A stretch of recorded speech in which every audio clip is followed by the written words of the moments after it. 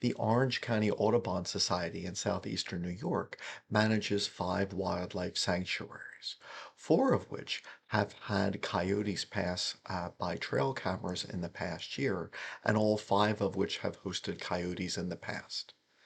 Coyotes have a nose to tail length of 4 to 5 feet and weigh between 35 and 45 pounds. Males are a little larger than females, and the quote, eastern coyotes are a little larger than those in the west. Coyotes have a grayish yellow coloration, although this varies, and many have reddish hues in their coat and often possess some dark spotting on their tails. They are primarily nocturnal, but they can be seen during the day.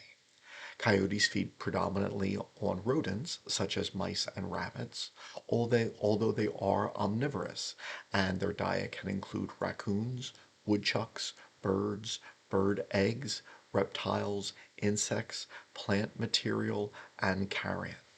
Although they can prey on old, young, or sick white-tailed deer, most of the deer they eat is in the form of carrion. Coyotes expanded their Midwestern range into the state of New York beginning in the 1930s and have spread throughout the state.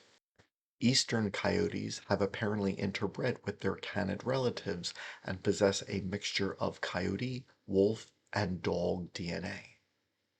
You are more likely to observe coyote footprints than actual coyotes, since they typically come out at night. How do you identify coyote footprints? They are similar to dog footprints and can be confusing near areas frequented by humans who might be walking their pets. Dog footprints have a bit more rounding of the imprints of the footpads.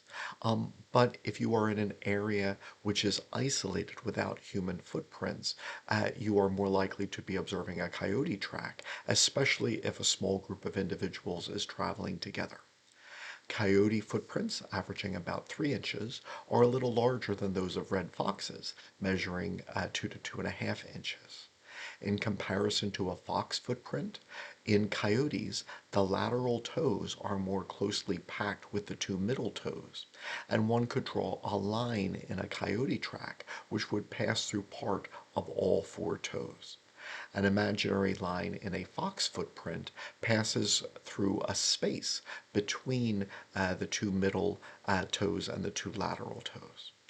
The heel pad on a coyote footprint possesses a small middle lobe, but this might be difficult to observe depending on the texture of the snow or mud that the footprint is in.